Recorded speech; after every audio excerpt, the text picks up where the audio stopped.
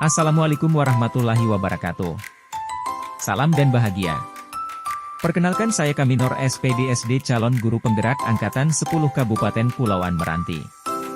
Pada pertemuan kali ini saya akan membahas tugas Jurnal Refleksi Dwimingguan pada modul 1.4 materi budaya positif.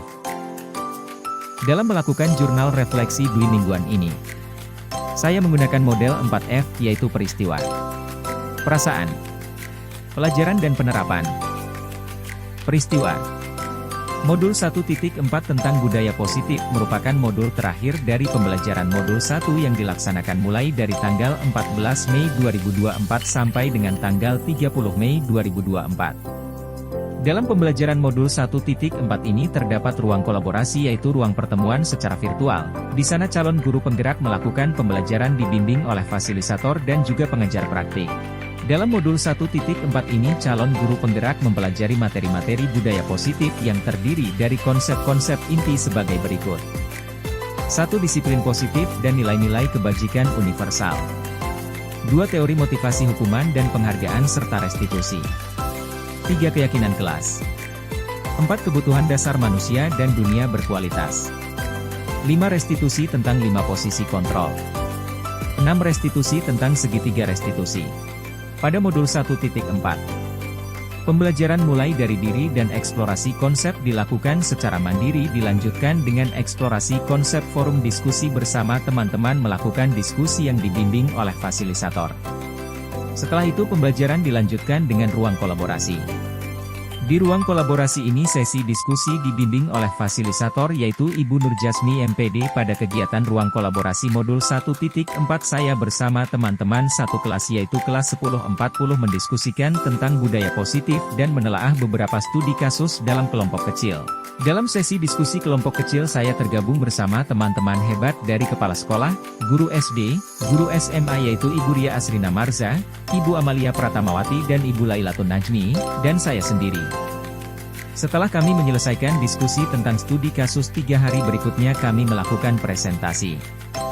Dari hasil diskusi yang telah kami lakukan di dalam kelompok kecil, dalam sesi ruang kolaborasi ini kami melakukan presentasi menyampaikan hasil studi kasus kami di depan teman-teman sekelas lainnya. Presentasi ini sangat menarik karena kasus yang dibahas pernah kami alami di lingkungan sekolah. P. Yang kedua, perasaan. Saya merasa sangat senang pada saat mempelajari modul 1.4 tentang budaya positif.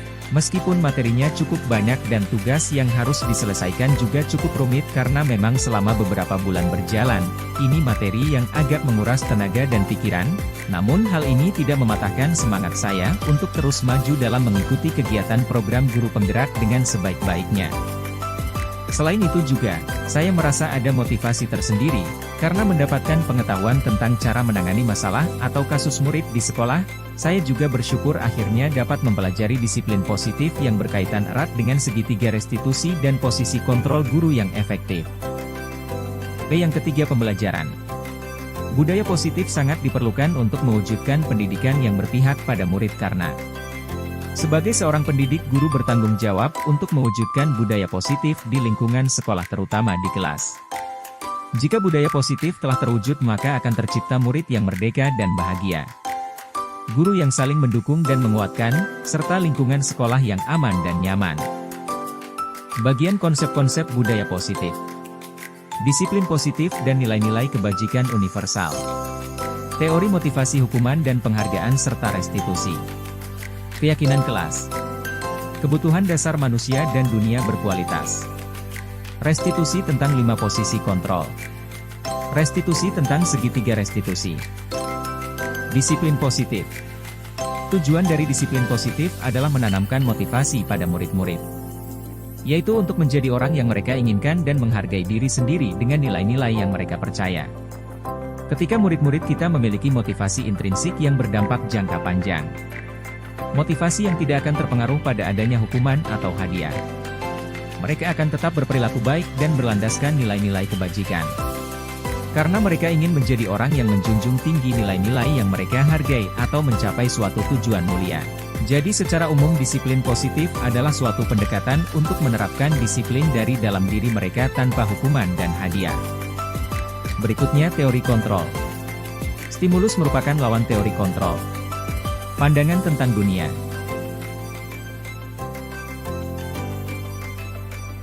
Selanjutnya teori motivasi.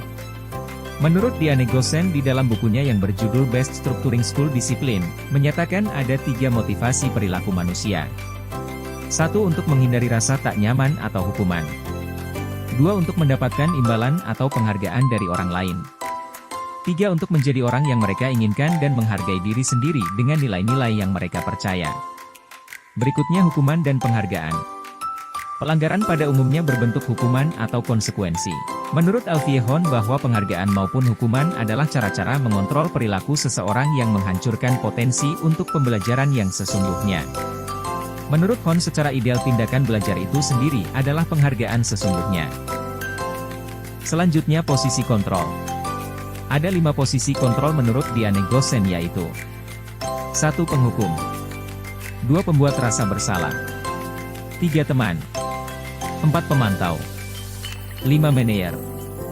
Guru perlu merefleksi kembali penerapan disiplin di dalam kelas selama ini, apakah telah efektif dan apakah berpusat pada murid atau memerdekakan dan memandirikan murid. Dari semua posisi kontrol yang ada yang sesuai untuk diterapkan sebagai seorang guru adalah pada posisi manajer karena berfokus pada murid bukan untuk membahagiakan guru atau orang tua. Karena di posisi ini murid dapat menjadi pribadi yang mandiri, merdeka, dan bertanggung jawab atas segala perilaku dan sikap, dan pada akhirnya bermuara untuk menciptakan lingkungan yang positif, nyaman, dan aman. Selanjutnya kebutuhan dasar manusia. Seluruh tindakan yang dilakukan manusia memiliki tujuan, semua yang kita lakukan untuk mendapatkan yang terbaik apa yang kita inginkan. Ketika kita mendapatkan yang kita inginkan sebetulnya saat itu kita sedang memenuhi 1 atau lebih dari 5 kebutuhan dasar kita yaitu kebutuhan untuk bertahan hidup, kebutuhan kasih sayang dan rasa diterima kebebasan, kesenangan dan penguasaan. Oleh sebab itu kita sebagai seorang guru harus mampu memahami kebutuhan dasar murid-murid kita. Selanjutnya keyakinan kelas. Seseorang akan lebih tergerak dan bersemangat untuk menjalankan keyakinannya daripada hanya sekedar mengikuti serangkaian peraturan tertulis tanpa makna. Murid-murid pun demikian mereka perlu mendengarkan dan memahami arti sesungguhnya tentang peraturan-peraturan yang diberikan. Apa makna nilai-nilai kebajikan di balik peraturan tersebut? Apa tujuan utamanya? Bukan sekedar mengikuti serangkaian peraturan-peraturan yang mengatur mereka tanpa memahami tujuan mulianya.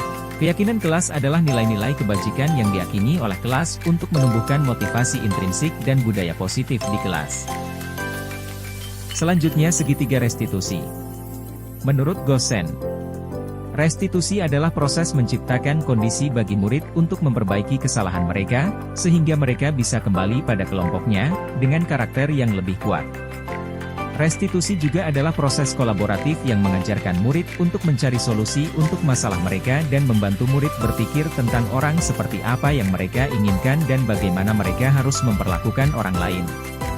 Segitiga restitusi adalah alur untuk menegakkan keyakinan bersama di dalam kelas atau sekolah. Ada 3 unsur segitiga restitusi yakni 1. Menstabilkan identitas. 2. Memvalidasi tindakan yang salah. 3. Dan menanyakan keyakinan. P. Yang keempat, penerapan.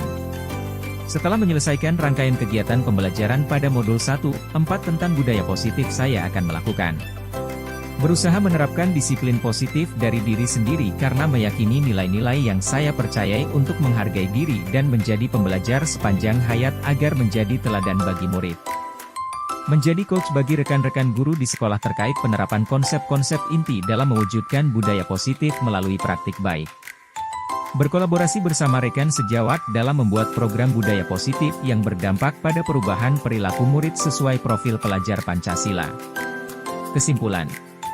Melalui modul 1.4 ini peran yang dapat saya lakukan sebagai guru untuk menciptakan budaya positif di sekolah ialah dengan menerapkan konsep-konsep inti yaitu menggalakkan disiplin positif, menggunakan restitusi, menempatkan diri pada posisi kontrol sebagai manajer, dan membuat keyakinan sekolah atau kelas serta menyelesaikan masalah dengan tahapan segitiga restitusi. Sekian pemaparan saya, semoga bermanfaat. Terima kasih, salam dan bahagia. Wassalamualaikum warahmatullahi wabarakatuh.